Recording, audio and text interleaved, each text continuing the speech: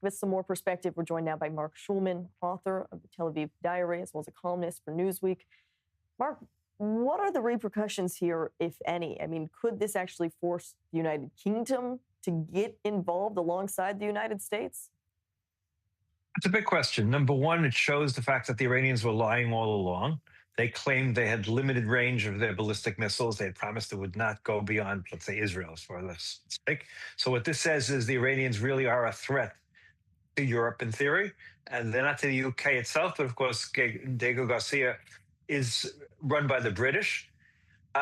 Look, the British have played a very strange role. At first, they didn't want to get involved at all. Under a great deal of pressure, now they're allowing the United States to use their bases. They don't have much they can really contribute other than allowing the U.S. to use their bases. Most of the Europeans, from all the talk, don't have a lot of capabilities. So they can help a little bit, but they can help mostly with use of the bases.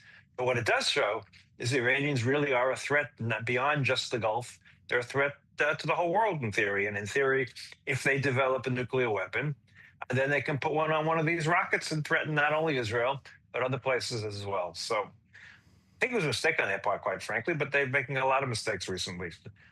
Certainly by attacking every single nearby country in the region, and now these long-range capabilities as well.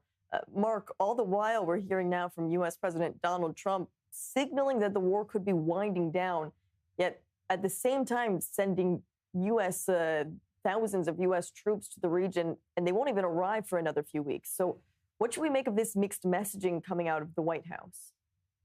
And there are two ways of looking at it. One is just confusion. He himself doesn't know what he wants to do going forward. B, he's leaving all of his options open. C, he's playing the stock market and the business community. And so, for instance, after he made the statement the war was coming to a close, and after our trading last night, the stock market in the U.S. went up by 1%. So he's playing that game as well, I would think, to some extent. Look, there are three players involved directly, and that, of course, is the United States, Iran, and Israel. Any one player, certainly Iran, can veto any plan to end this war. I don't think he wants to end the war with the Iranians in control of Diego Garcia. The question is, what do the Iranians want, or what are they capable at this point? Look, there's talk about the Qataris trying to negotiate some sort of deal that won't be an official deal, but the Iranians will agree to X, Y, and Z. We truly don't know. I'm sure President Trump at this point is looking to try to bring it to an end. On the other hand, he said he doesn't want a ceasefire. He wants total victory. What does total victory mean? Well, that's one of the big questions we don't know. But us in Israel have known that total victory can mean lots of different things to different people. So I'm not sure what it means to President Trump at this point. All right, Marc, I will say we do have a quick update for our viewers as far as one of the latest missile launches from Iran. There are some impacts reported in the southern city of Arad. We will try and get some more information out to our viewers once we do have that. But once again, some impact and possibly injuries reported in the southern city of Arad. This latest impact coming just hours after the latest impact in Dimona as well, where dozens of people were injured. Once again, when we do have some more information, we will bring it to our viewers. But first, I do want to quickly come back to you, Marc, when we talk about how this war could be prolonged, perhaps.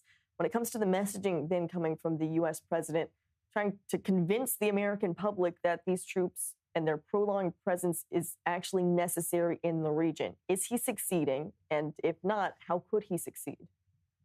Okay, two parts to it. One is he's not succeeding beyond his base, but generally speaking, President Trump mostly cares about his base. So his base is still with him.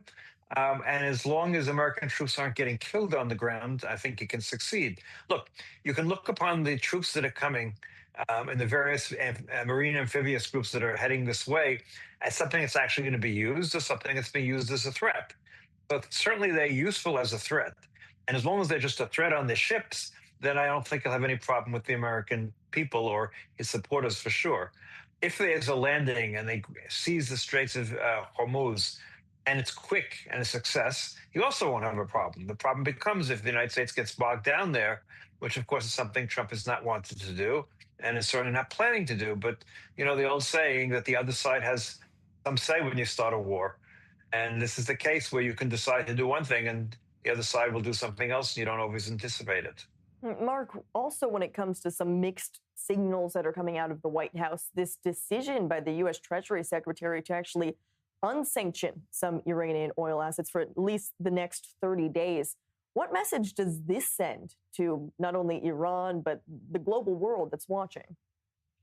There's two parts to it. Look, it sends one message: the U.S. is going to do whatever it can to try to keep the price of oil a little bit lower. I mean, I think it's quite frankly an insane decision. I don't understand it, and I understand why they're doing it on one hand. I don't understand it on the other. Look, the two people who are getting the most now is the Iranians are getting money from this, and of course the Russians, who we unsanctioned their oil. Are getting a tremendous amount as well, very much more expensive oil, and they're being able to sell it freely on the marketplace right now. It's a tremendous windfall from Putin and his war against Ukraine. So I don't know whether these are unintended consequences, but whatever they are really bad. And he's doing it because he's most concerned about the price of oil. The strange thing, of course, is the Americans are paying a higher price for gasoline, even though all of the gasoline oil is being produced in the United States. People are going to make the most money out of all of this is the American oil companies. Let's keep that in mind too. I'm not a conspiracy theorist who thinks things are being done for them, but we should understand the fact that they are the greatest winners right now, at least short term. Mark, all right, Marc Schulman, great to have you with us on i24 News today. Thanks for sharing your insight into the U.S. perspective in all of this. Thank you.